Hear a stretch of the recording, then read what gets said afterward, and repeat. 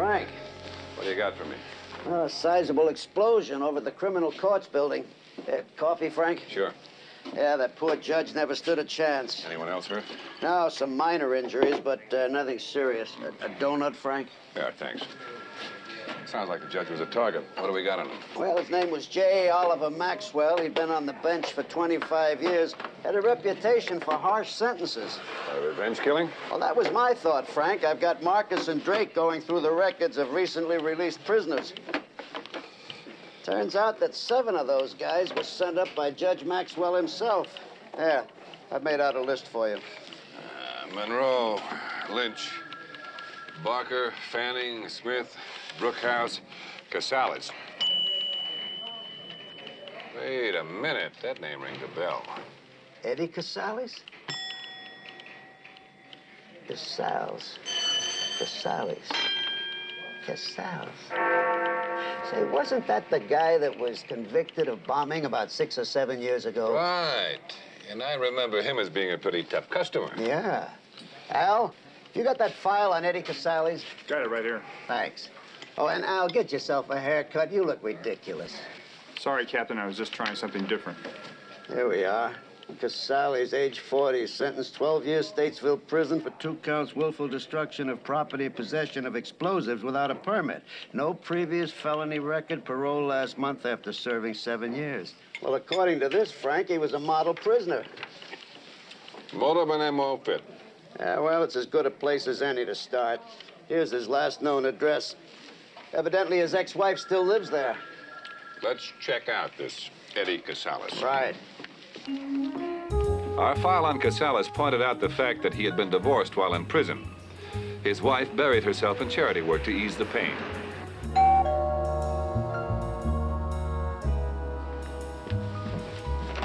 Yes? Are you Lana Casales? Yes. Lieutenant Drebin, Captain Hawken, Police Squad. May we ask you some questions? Oh, well, certainly. Come on in. Thank you. I hope you'll excuse the mess. I've been packing up a few things for charity. Uh-huh. May I take your coat, Captain? Thank you. I suppose this has something to do with Eddie? I'm afraid so. It's about the courthouse bombing, isn't it? Well, it's in all the papers. Oh, let me take that. Oh, thank you. Have you seen or heard from Eddie since he's been released? We haven't spoken much since the divorce. It's just as well. You know where Eddie is right now? You might try the Club Flamingo. He hangs out there with some chorus girl, a floozy named Mimi du Jour. Du jour. She French? That's just her stage name. Her real name is Mimi Coffee. Coffee? No, thank you. It seemed Lana welcomed this opportunity to pour her heart out. At first, she and Eddie had a good marriage, regular jobs, close friends, a dentist. She thought it would last forever. Slowly, he began to change. When Eddie's criminal activities became known, they were run from town like common pygmies. We waited until she had finished her story. Then we left on what we hoped would be a rendezvous with Eddie Casales.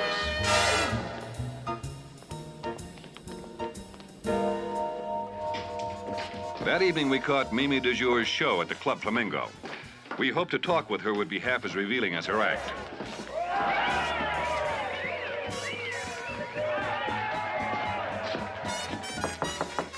Yeah? Mimi du Jour? Yeah. I'm Lieutenant Drebin. This is Captain Hawken, Police Squad.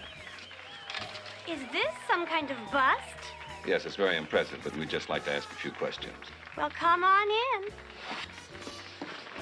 Thank you. We'll try not to take up too much of your time. Do you mind if I change? Not at all. We understand you're acquainted with a certain Eddie Casales. Yeah.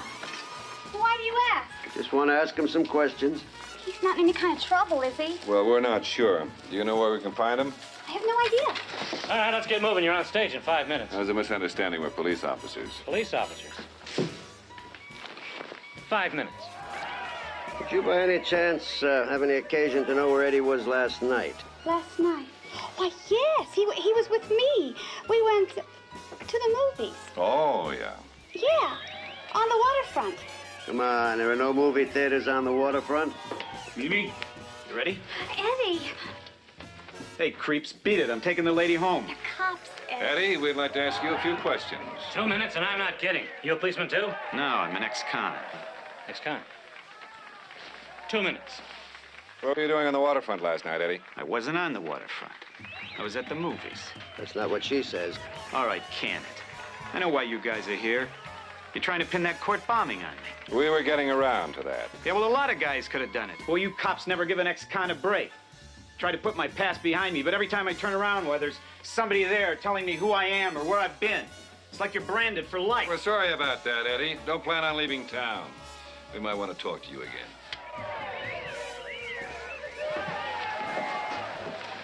Didn't you tell him I was at the movies? Sure, just like you said, Eddie. I'd never cross you up. Good girl.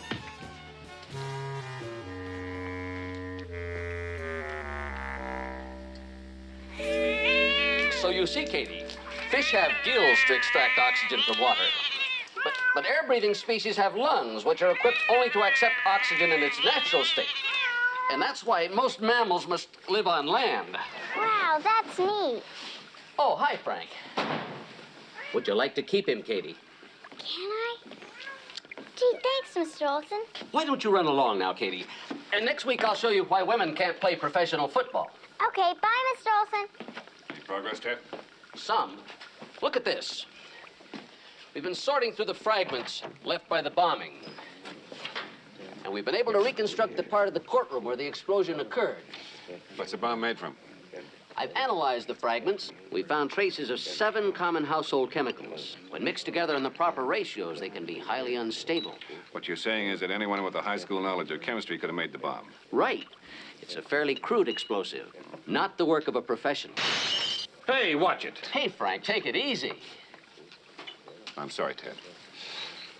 Doctor says that too much caffeine makes me edgy. Why don't you try some of this? It's decaffeinated coffee. Decaffeinated, huh? Well, I'll give it a try. Ted, Oh, hi, Frank. you were right about that coffee. I sure feel better now. Well, accidents will happen.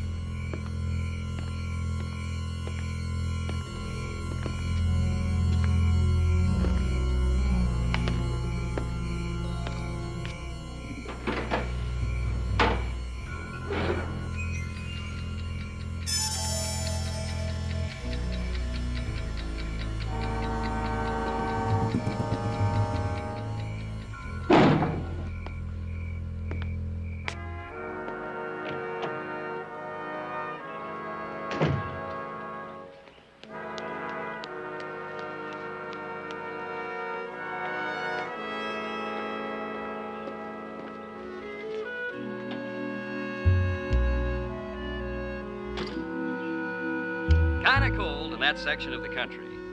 Locally, it's 68 degrees under partly cloudy skies. Beautiful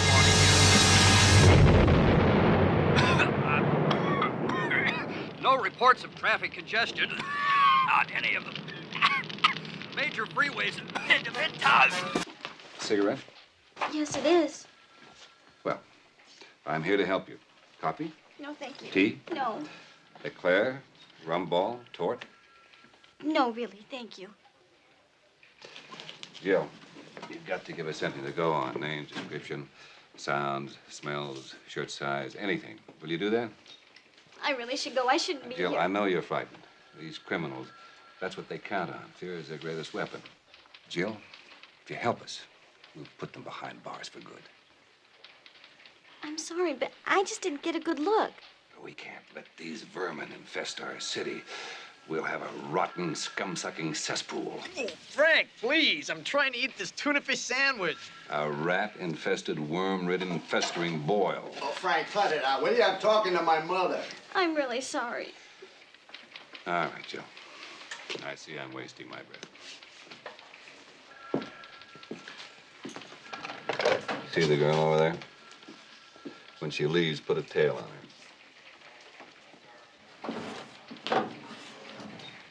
Ed. Frank. Are these guys concentrating on any particular area in the city? Now, we're getting complaints from all over town. I have a hunch they're concentrating right here. And nobody will talk? Now, I tell you, Frank, without a witness, we're dead.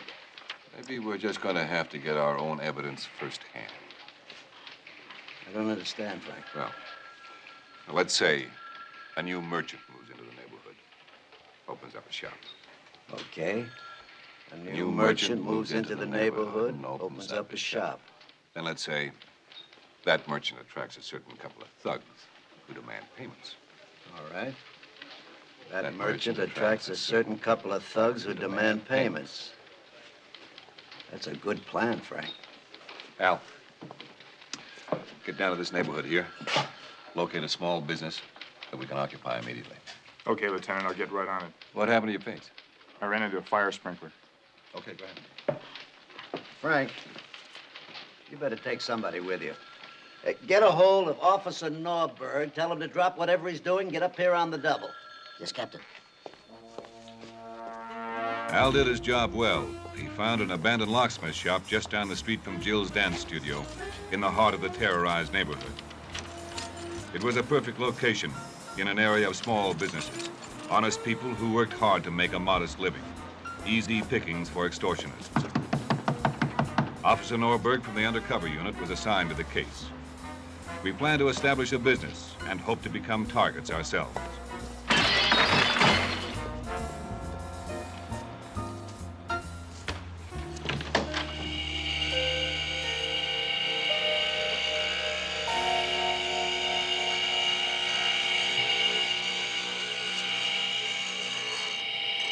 He is ready.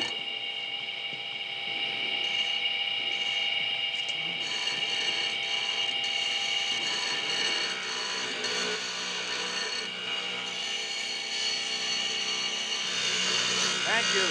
Come again. Ah, there we are, sir. I'll just buff this down for you. Shoot.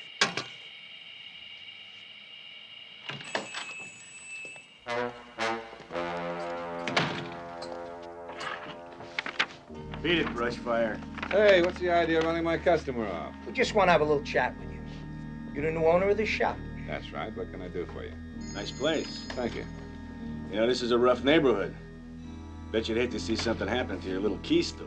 What about my little keister? Key store. You give us $50 a week, and we make sure your place stays safe. I'm not interested. We'd hate to have to make you interested. Get out of my shop. You get nothing from me. I think you're gonna be sorry you said that, mister. Oh, yeah? You and who else? Easy, Rock. Who's here, man?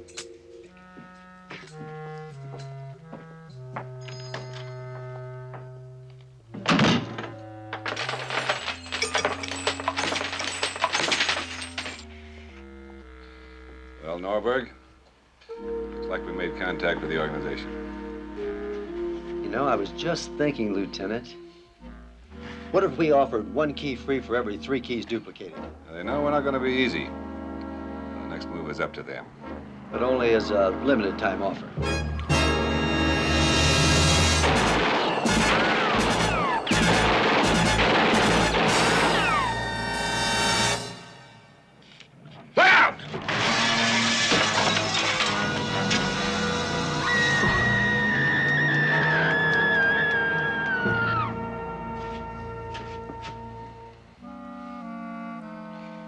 Looks like they mean business. I went back to the lab to find out what Olson had come up with.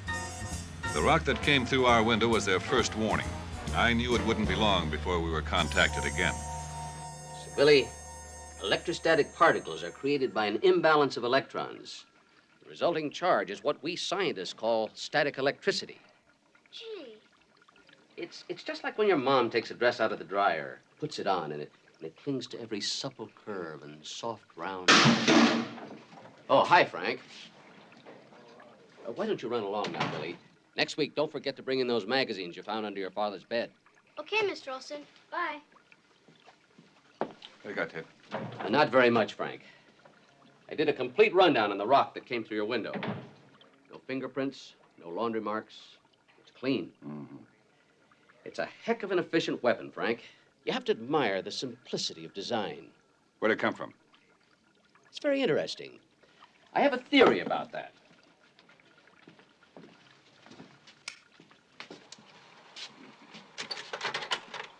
As you know, Frank, billions of years ago, our Earth was a molten mass. But for some reason, not understood by scientists, the Earth cooled, forming a crust, a hard, igneous shell, what we scientists call rock.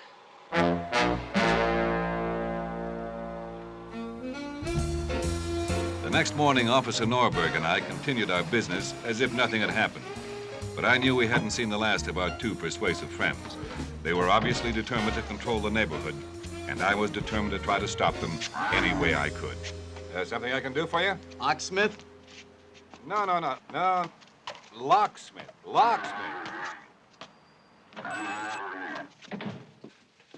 Hi, Norberg. Glad you're back, Lieutenant. Business is booming.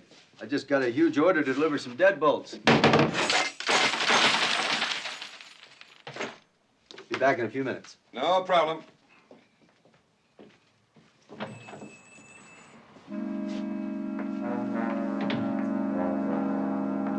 Well, it isn't the insurance sale. Should be more careful with your property. Yeah, we heard you had a bad accident. It's too bad you weren't protected. The way I look at it, you owe me $100 for that window. Us? You don't know what you're talking about. So how do you explain this? Well, billions of years ago, the Earth was a molten mass. I'm not interested in that. You owe me $100, now cough it up.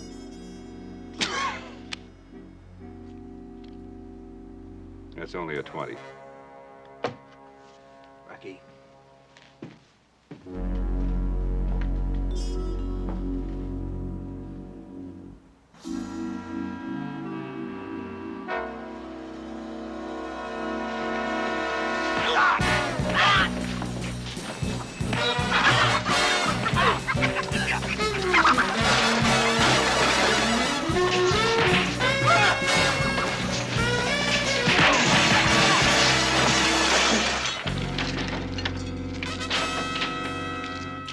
Why don't you lie there till Tuesday? That's when they pick up the garbage.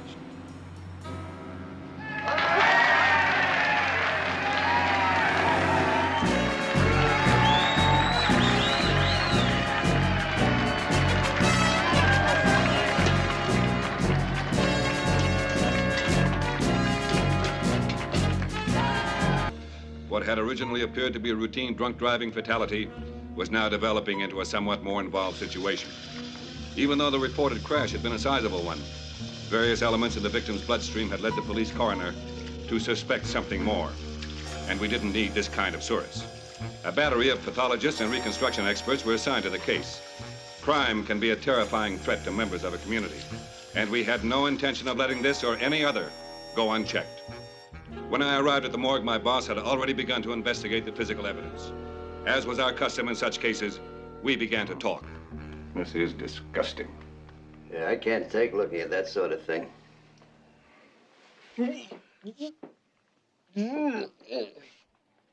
Don, where have you got the body of Joey Coldus? Oh, right here.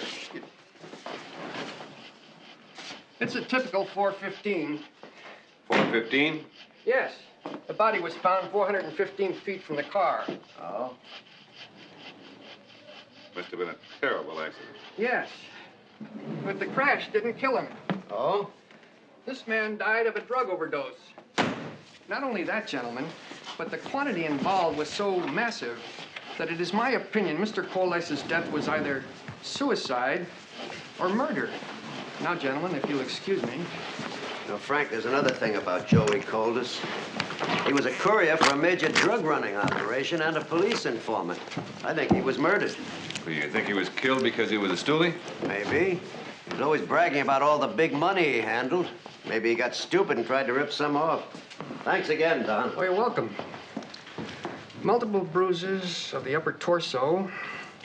Some indication of cardiovascular failure.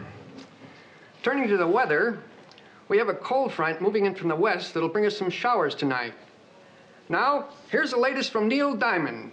Going out to Margot from Barry.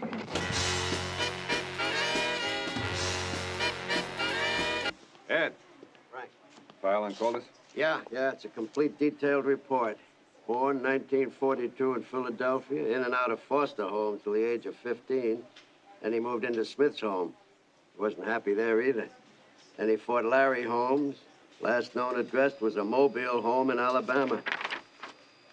Married, one child. That didn't work out, so he married a grown woman. I wonder how Joey got involved with the dope ring. He was a comedian at a nightclub called Mr. V's. The place was a front for a dealer named Veronica Rivers. Unfortunately, our contact in the organization is gone now, Frank. And what's worse is we don't have a line up the supplier. Some guy called the Frenchman. Until we get him, there's no sense going after the little fish. That's right. And to get the big fish, we're going to need some bait. You get anyone else on the inside? Well, there is a job at Mr. V's open right now. Joey's. Mr. V's was a high-class operation in the exclusive Shorewood area that had launched the careers of some of the biggest names in show business.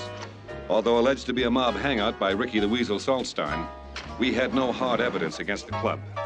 I decided to put in my application for Joey Coldice's job. Adam?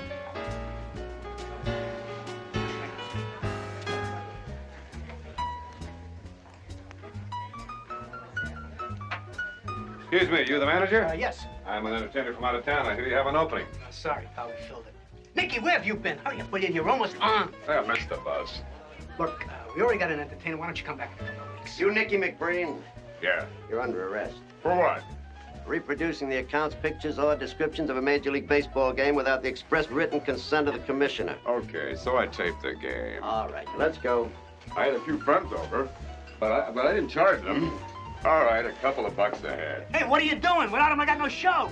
Hey, what about me? I'm hot and ready to go. It's like I got no choice. What's your name? The Wonderful. Tony the Wonderful.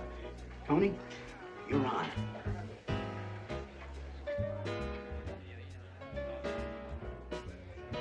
Ladies and gentlemen, the Johnny Friendly Trio. Well, I just flew in from out of town. The guy in the airport came up to me and said, give me $5 till payday. And I said, well, when's payday? And he said, how do I know? You've got the job. I got a bad back, you know. My father has a bad back, too, so I guess it runs in the family. In 50 years, I haven't seen him pick up a check. But, you know, seriously, I mean it. We did come from a poor family. The health department wouldn't condemn our house until we had it painted. Anyway, seriously, hold it, seriously. Anyway, the gal came back from her honeymoon. She was alone, and her parents welcomed her with open arms. And they said to her, Delilah, hat gut gemacht.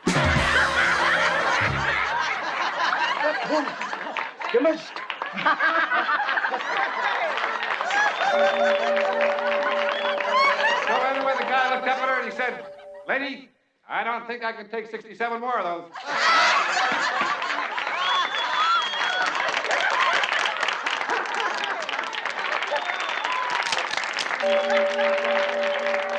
Yeah, my sister was so ugly, they used to put a pork chop around her neck to get the dog to play with her.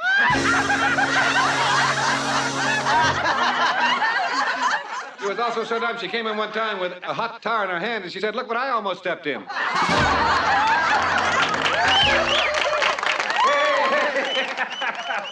Hey, that's some laugher here. Is that your wife beside you, or you just threw up in the seat?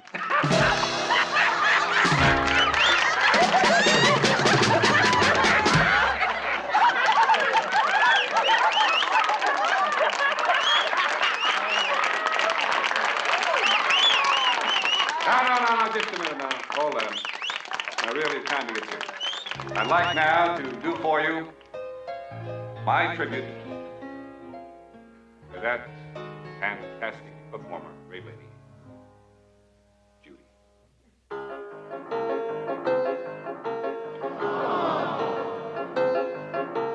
Clang, clang, clang, went the trolley. Ding, ding, ding, went the bell. Sing, sing, sing, wet my heartstrings. You know you made me. Yes, I do. You know I do. Indeed I do. Give me, give me, give me, give me what I cry for. You know you got the kind of kisses that I die for.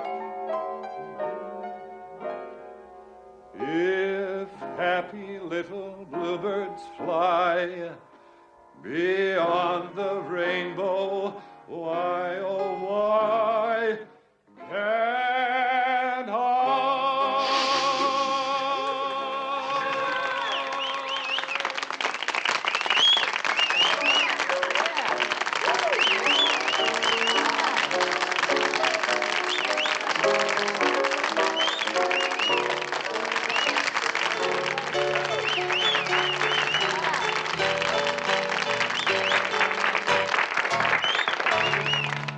I've seen the greatest. Sinatra, Wayne Newton, Carl Yastrzemski. That was the greatest performance I've ever seen in my life. Oh, not really. Oh, yeah. Listen, the boss is here. She wants to meet you. Have a seat, Mr. De Wonderful. Thank you.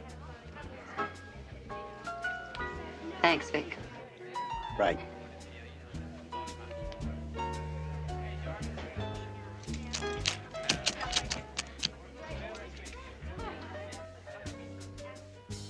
You look pretty good up there. How'd you like a job at my club? So you must be Mr. V. Veronica Rivers. You work this room real well. I heard about it from a friend of mine, Joey Cold Ice.